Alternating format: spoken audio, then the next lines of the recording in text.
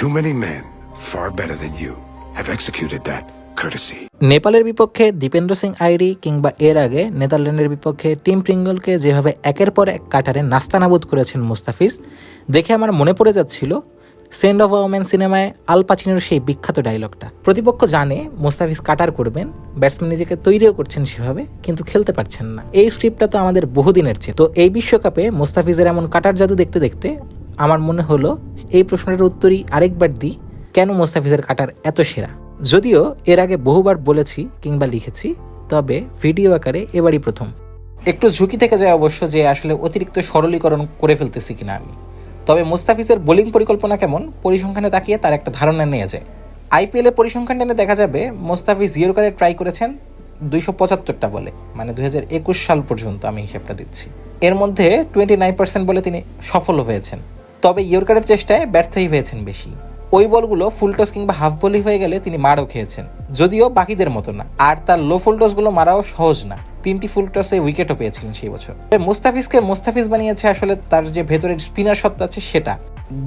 এখনও দেখা যায় তিনি ডেথ ওভারে বল করলে গুড লেংথেই বল ফেলেন বেশি। আর সেখানে বল করতে তিনি যে ভয় পান না, তার কারণ তার বল কিছুটা সামনে পড়ে স্লট বল হয়ে গেল, তার বলে রান নেওয়া যায় না। জাসপ্রীত বুমরা, আরপি সিং, শোয়েব আখতারদের মতো হাইপার এক্সটেন্ডেড আর্ম নিয়ে জন্মেছেন তিনি, যে কারণে কিছুটা সুবিধা মানে গড গিফটেডই ছিল। তো মুস্তাফিজ তার আর্মটাকে ইউজ করেন বলে বাড়তি স্পিন বা বাড়তি রেভস যোগ করতে।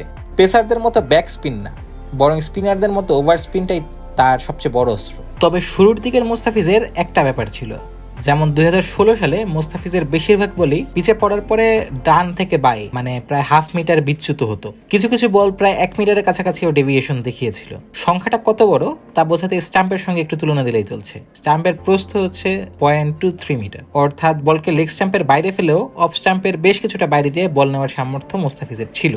এত বেশি ডেভিয়েশন পাওয়ার পেছনে আর কোনো তুকতাকের হাত নেই, কাঁধের আর আর্মের জোরেই মুস্তাফিজ সেটা আদায় করতেন। তো এই পরিমাণে আর্ম আর কাঁধ ইউজ করার কারণে মুস্তাফিজ একটা ইনজুরিতে পড়েছিলেন সুপিরিয়র ল্যাব্রাম পেশিতে, সেটা আপনি জানেন, এবং এরপরে কি হয়েছে সেটাও আপনি জানেন। ওই ইনজুরি থেকে ফেরার পরে যেটা হয়েছিল যে মুস্তাফিজ তার শোল্ডার আর এলবো আগের মতো ব্যবহার করছিলেন না। এটা হচ্ছে ক্যারিয়ার একটু প্রলং করার স্বার্থেই আর কি, যে কারণে ওভার স্পিনও পাচ্ছিলেন না আগের মতো।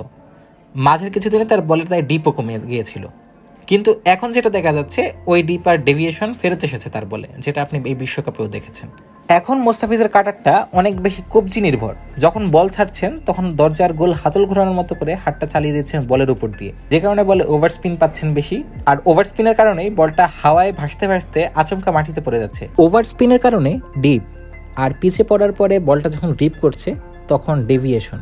সঙ্গে যোগ করুন মুস্তাফিজের লেফট আর্ম অ্যাঙ্গেলটা, এই তিনে মিলে মুস্তাফিজ হয়ে যাচ্ছেন আনপ্লেয়েবল। তবে এই মুহূর্তে মুস্তাফিজের কাটারের গ্রিপটা ধরে ফেলা যাচ্ছে অনেক আগে, যেটা ক্যারিয়ারের শুরুর দিকে ধরা যেত না বলে মুস্তাফিজ তখন আরও ভালো ছিলেন বা আরও কার্যকর ছিলেন। আপাতত এতটুকুই থাকুক, মুস্তাফিজকে তো এখন খেলাই যাচ্ছে না।